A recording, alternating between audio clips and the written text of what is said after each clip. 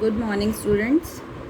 कल हमने कैपेसिटर्स की ग्रुपिंग करनी सीखी थी कि how capacitors can be group. तो दो तरीके थे कैपेसिटर्स को ग्रुप करने के, एक कैपेसिटर्स इन सीरीज़ और एक कैपेसिटर्स इन पैरेलल। तो अगर हम थोड़ा सा रिवाइज करें, series and parallel, so a number of capacitors are said to be connected in series if they are connected like this between 2 points. That is, if we can go from one point to other through one path only. And they are said to be connected in parallel if they are connected like this between 2 points. That is, when we go from one point to other through different paths. Second point था कि when they are in series charge is same, charge on each of the capacitor is same और potential is different.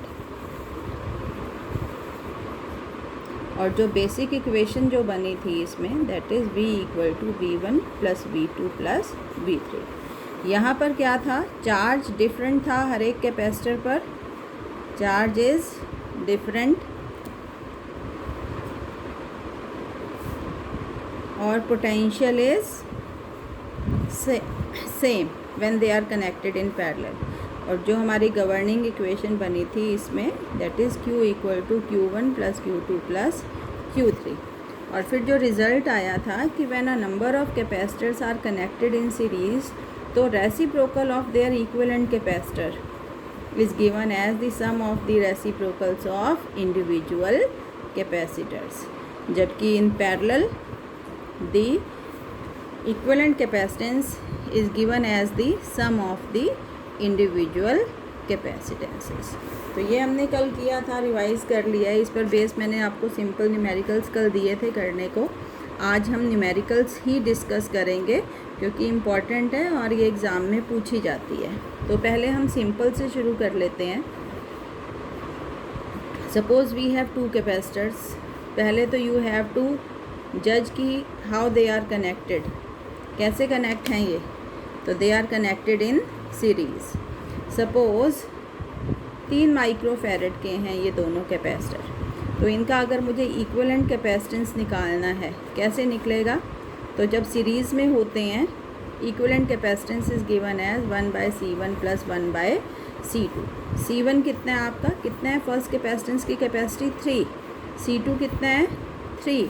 तो it will be 1/CS 1/3 plus 1/3।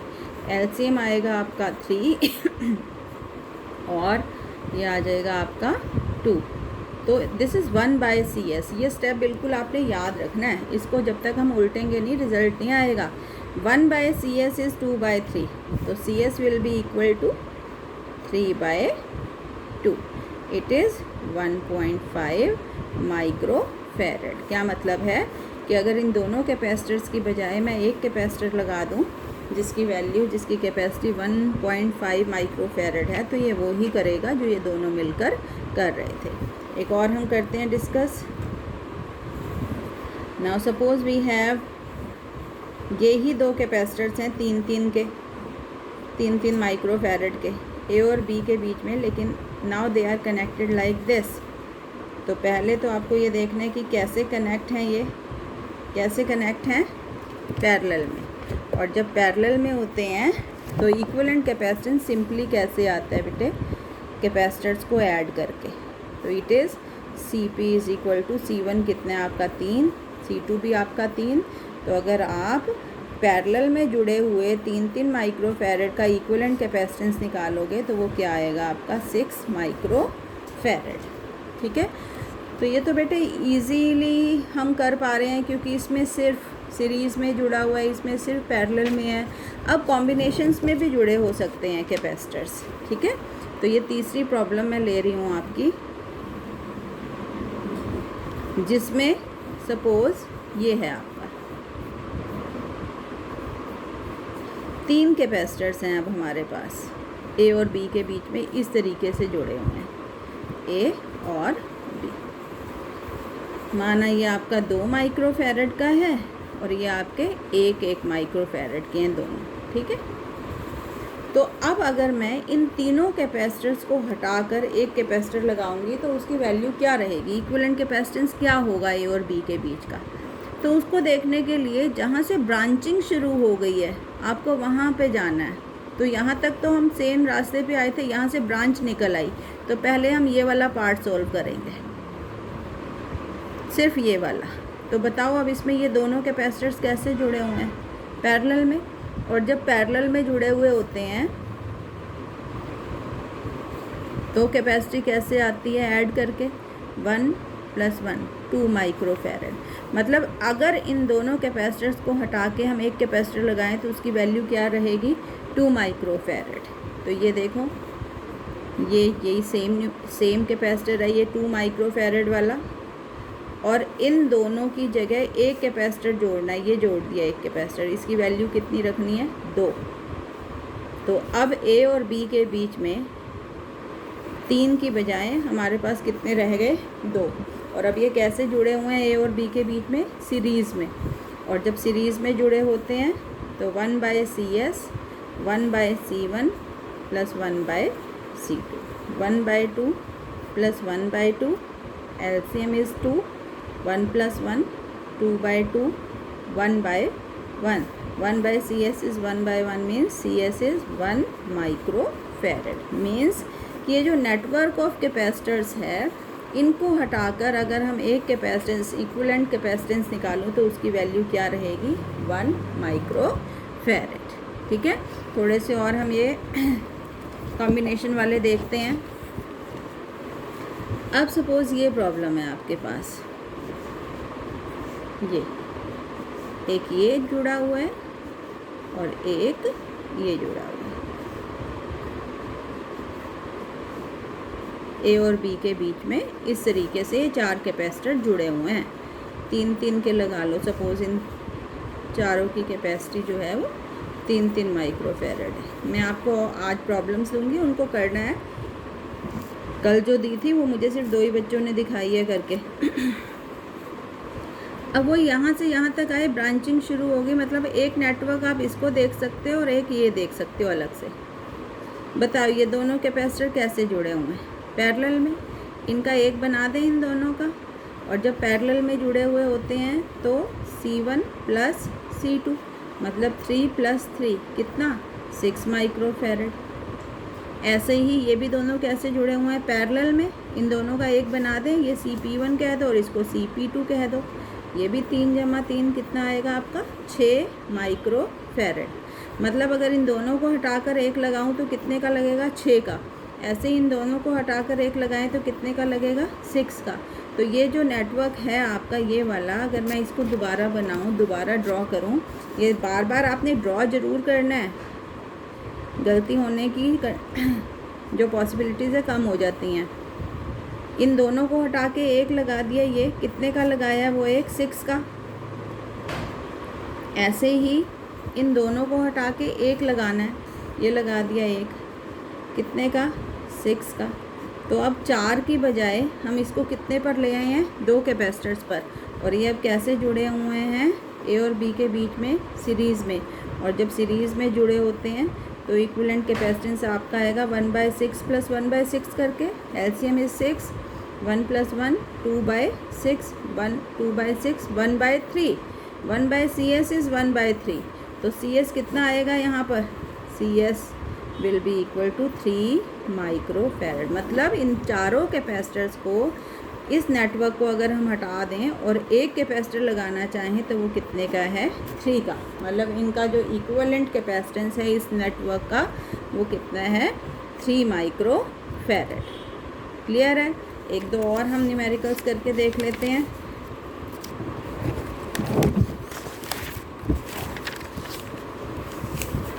अच्छा,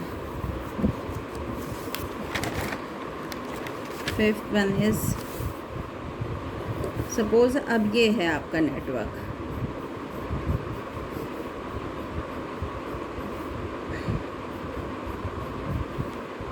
कैसे करेंगे इसको। ये ए है और ये बी है। कितने कैपेसिटर जोड़े हैं? 1 2 3 4 5 जुड़े हुए हैं। वैल्यू रख लो इनकी, चलो 2 2 ही रख लेते हैं। ये सारे 2 2 माइक्रोफैरड के हैं, ठीक है। अब आपको ए और बी के बीच का इक्विवेलेंट कैपेसिटेंस निकालना है। तो कहाँ से शुरू करेंगे? यहाँ तक तो हम सीधे गए, यहाँ से ब्रांचिंग शुरू हुई, और जब ब्रांचिंग शुरू हुई तो इस नेटवर्क में भी पहले हम इन दोनों का एक बना लेते हैं, क्योंकि ये दोनों यहाँ से यहाँ तक कैसे जुड़े हुए हैं? सीरीज़ में, है ना। तो देखो 1/CS 1/C1 plus 1/C2। 1/C1 भी 2 है और C2 भी 2 है, तो 2/2 1/1 मतलब CS is equal to 1 microfarad. कि अगर इन दोनों को हटाकर मैं एक लगाऊंगी तो वो किस वैल्यू का लगेगा? 1 का। तो लगा लेते हैं।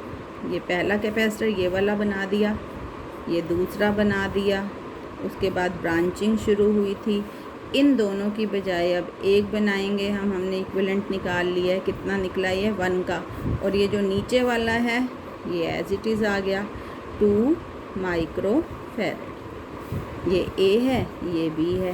पहला कैपेसिटर 2 का था, दूसरा भी 2 का था, इसका 1 बन गया और ये 2 का था। अब कहाँ से शुरू करेंगे सॉल्व करना? यहाँ तक सीधे आए, ब्रांचिंग शुरू हो गई, ये वाला पार्ट सॉल्व कर लेते हैं। इसमें ये 2 लगे हुए हैं। कैसे लगे हुए हैं ये 2? इन यहाँ और यहाँ, इन दोनों के बीच में पैरेलल में। तो इन दोनों का पहले एक बना लेते हैं। CP निकालना है, तो CP क्या रहता है? C1 plus C2। तो ये हो गया आपका 1 + 2 3 माइक्रोफैरड। मतलब इन दोनों को हटाकर जब हम एक लगाएंगे तो वो कितने का बनेगा? 3 का। तो कर लेते हैं, दोबारा से नेटवर्क ड्रॉ करेंगे। ये पहला 2 माइक्रोफैरड का, दूसरा भी 2 माइक्रोफैरड का, और इसकी जगह जो आया है वो है आपका 3 माइक्रोफैरड। ये ए है और ये बी है। मतलब ये जो 5 कैपेसिटर्स थे इनको हमने रिड्यूस करते करते कितने पे आ गए हैं? 3 पर आ गए हैं। और अब ये सिंपल नेटवर्क बन गया, सीरीज़ में है ये सारे। अब इन तीनों का जब हम निकालेंगे इक्विवेलेंट कैपेसिटेंस सीरीज़ कॉम्बिनेशन में 1/C1 plus 1/C2 plus 1/C3। तो दिस इज़ 1/C1 कितना है? 2, C2 भी कितना है? 2, और C3 कितना है? 3। ले लो एलसीएम, कितना आएगा आपका? 6 3 3 2 8/6 4/3। This is 1/CS is 4/3। तो CS कितना रहेगा? ये स्टेप करना भूलना नहीं है। 3/4 माइक्रोफैरड। क्लियर है? तो इसमें मैं आपको कुछ नेटवर्क्स दे रही हूँ सॉल्व करने के लिए। इसी तरीके से आप किसी भी सिंपल नेटवर्क्स को जिसमें कॉम्बिनेशन में कैपेसिटर्स कनेक्ट हों, हम उनको सॉल्व कर सकते हैं, ठीक है। तो मैं कुछ नेटवर्क्स ड्रॉ कर रही हूँ आपके लिए, यहाँ पर ट्राई करना, या आप साथ के साथ करना। नंबर 1,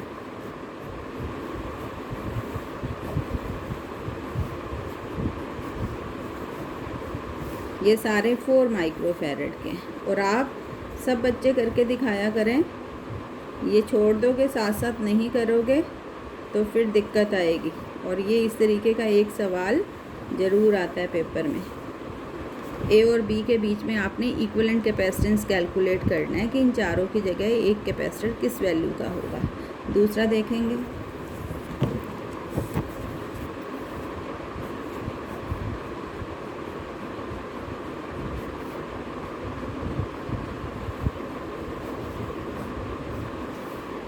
ए और बी के बीच में ये 6 कैपेसिटर इस तरीके से जुड़े हुए हैं, और ये सारे 3-3 के ले लो आप।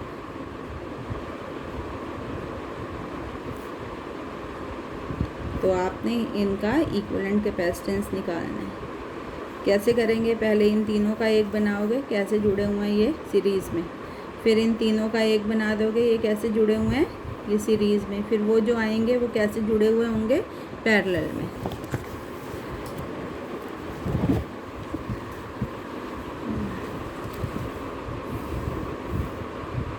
ये वाला करेंगे आप।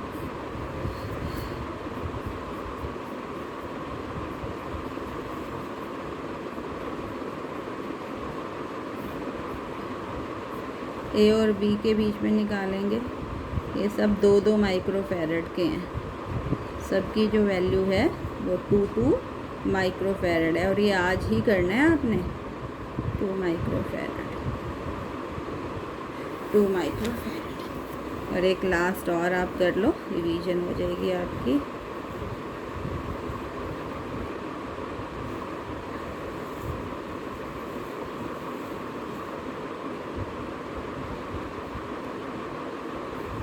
चलो ये करना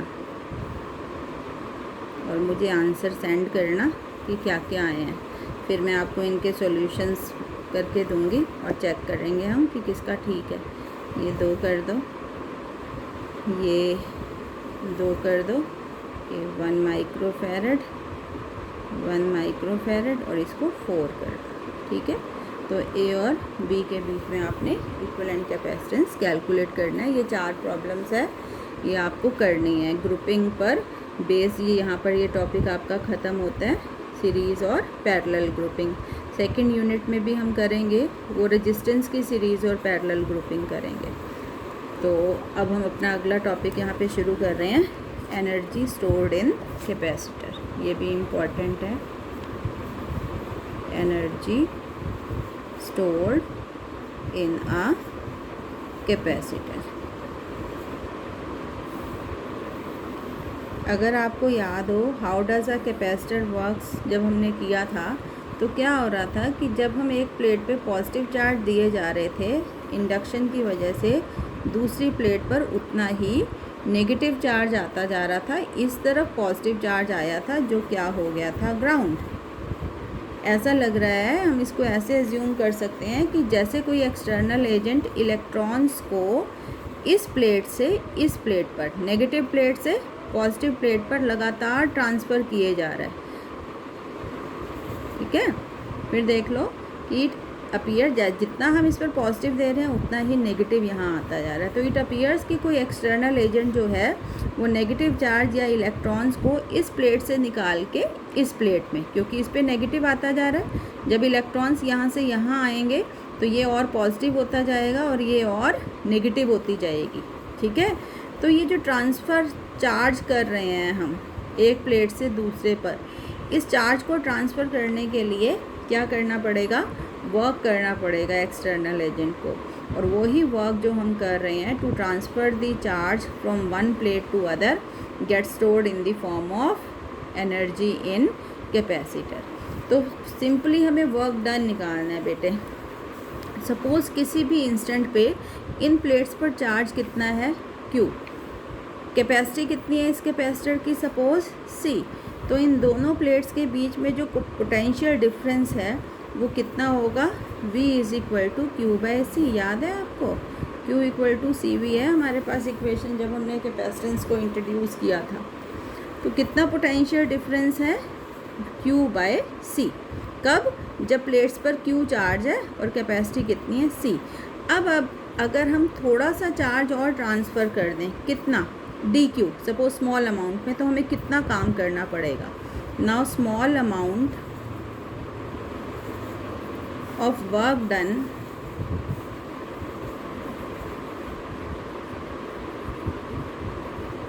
in giving an additional charge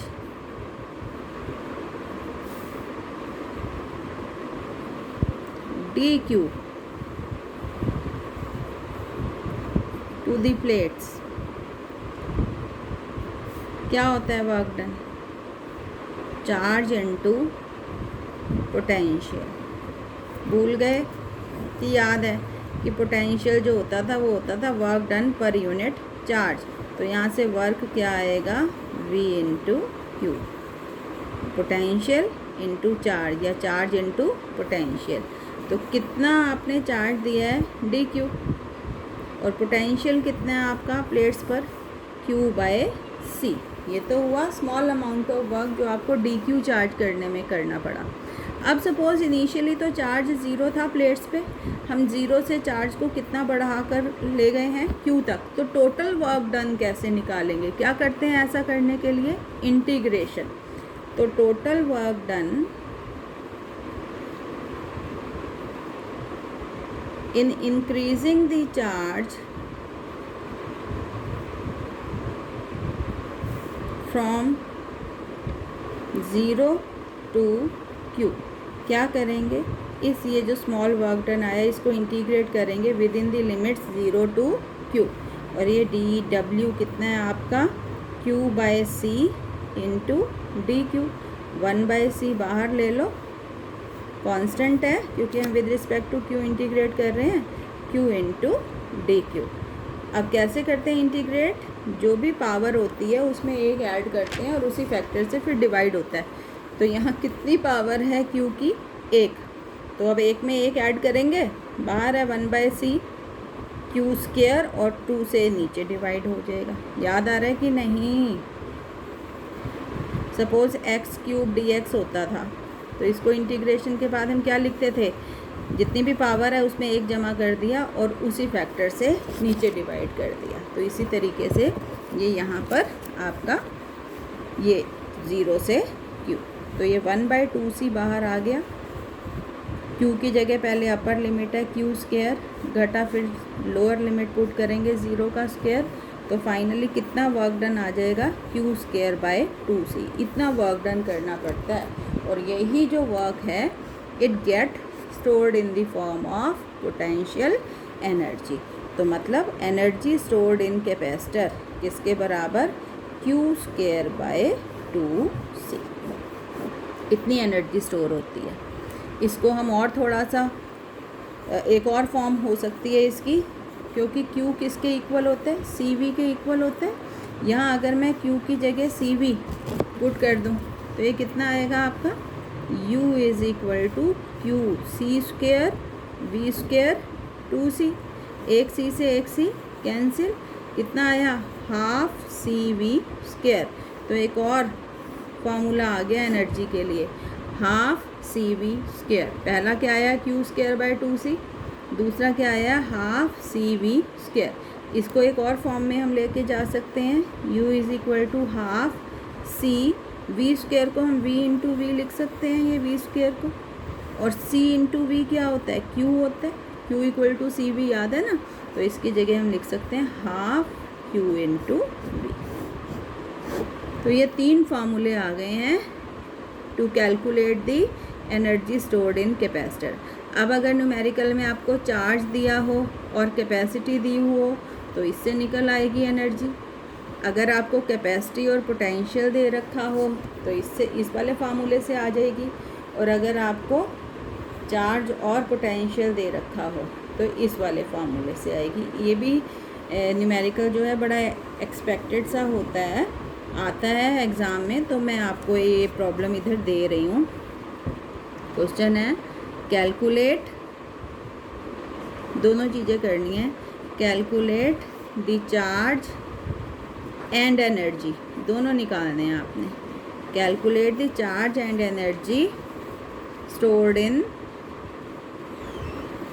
a 5 microfarad capacitor having potential of 200 volt. ठीक है, कैपेसिटी दी हुई है, पोटेंशियल दिया हुआ है, आपको चार्ज निकालना है इसका और एनर्जी निकालनी है। ठीक है, C दिया हुआ है 5 माइक्रोफैरड, माइक्रो को आप बदलोगे क्या होता है माइक्रो, 10⁻⁻⁶। पोटेंशियल दिया हुआ है, कितना दिया हुआ है, 200 वोल्ट। क्या पूछ रहा है आपसे, आपसे चार्ज पूछ रहा है और आपसे एनर्जी। तो ये दोनों चीज़ें आपने कैलकुलेट करनी है। क्लियर है? तो इम्पॉर्टेंट डेरिवेशन है, आता है, derive an expression for energy stored in capacitor, और इसके ऊपर प्रॉब्लम्स भी आती है। और अब हम इसमें एक आज की क्लास का लास्ट टॉपिक करेंगे कि what is common potential. What is common potential? Suppose we have 2 capacitors, इसकी कैपेसिटी C1 है, इसकी कैपेसिटी C2 है, इसका पोटेंशियल V1 है, इसका पोटेंशियल V2 है। तो ऑब्वियसली इस पर कितना चार्ज स्टोर है, C1 V1, Q equal to C V होता है ना, उस फार्मूले से आएगा। और इस पर कितना चार्ज स्टोर है, C2V2। अब suppose let they be connected by a wire. अब क्योंकि हम मान रहे हैं कि V1 is at higher potential than V2, तो चार्ज जो फ्लो करता है वो हायर से लोअर पोटेंशियल पर चार्ज फ्लो करने लग जाता है। और कब तक फ्लो करता रहता है, जब तक इनका जो पोटेंशियल है वो सेम ना हो जाए। तो सपोज जब सेम हो गया दोनों का पोटेंशियल, वो कितना हो गया, V। इस V को हम कहते हैं कॉमन पोटेंशियल। क्या कहते हैं, कॉमन पोटेंशियल। तो शेयरिंग के बाद जब इसका चार्ज इसने शेयर कर लिया, तो शेयरिंग के बाद इस पर कितना चार्ज बच गया, कैपेसिटी तो इसकी उतनी ही है C1, लेकिन अब इसका पोटेंशियल कितना हो गया है, V। और इस पर कितना चार्ज है, अब कैपेसिटी तो उतनी रहेगी C2, लेकिन अब इसका पोटेंशियल कितना हो चुका है, V।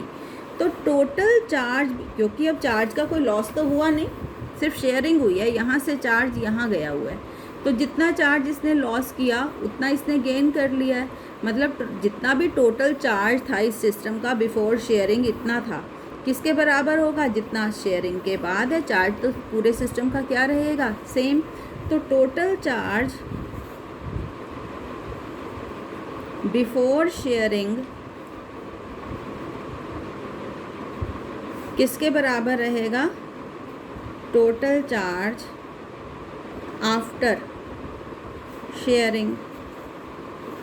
तो टोटल चार्ज बिफोर शेयरिंग कितने आपका बेटे, Q1 प्लस Q2, और आफ्टर शेयरिंग कितना होएगा, Q1 dash plus Q2 dash. Q1 कितने आपका C1V1 plus C2V2, Q1 dash कितने C1V, और Q2 डैश कितने आपका C2V। तो this is C1V1 plus C2V2, V common आ गया, C1 प्लस C2। तो यहाँ से हमें अगर V निकालना हो तो V will be equal to C1V1 C2V2 divided by C1 plus C2। तो this is how we can calculate the common potential. अगर आपको दो कंडक्टर्स दिए हुए हैं जिनकी कैपेसिटी C1 और C2 है, और जिन पर पोटेंशियल इनिशियली V1 और V2 था, तो उनका जो कॉमन पोटेंशियल निकलेगा शेयरिंग के बाद, वो हम इस फार्मूले से कैलकुलेट कर सकते हैं। क्लियर है। तो this is the common potential. तो बेटे ये कल जो है हम इसका लास्ट टॉपिक करेंगे अपनी फर्स्ट यूनिट का। होप कि अब तक हमने जितना किया है वो सब आपको समझ में आया है, साथ साथ टेस्ट भी लिए हैं, और मुझे लगता है आपने सिंसियरली ही दिए हैं टेस्ट, तो आपको समझ में आ रही हैं चीज़ें। फिर भी अगर आपको कोई डाउट होता है तो आप मुझे फ़ोन कर सकते हैं, आप मुझे मैसेज कर सकते हैं, ठीक है। मतलब जो मोटिव है इन क्लासेस का वो ये है कि जितना सिलेबस आपका हो रहा है ऑनलाइन वो हम फाइनल समझे। स्कूल खुलने के बाद it will not be possible for us to revise all the syllabus again, ठीक है। जितना हो चुका है वो फाइनल आप साथ साथ करते जाइए। जो न्यूमेरिकल्स देती हूँ कभी कभार, जो प्रॉब्लम्स देती हूँ, उनको आप साथ साथ करिए, ठीक है। Thank you.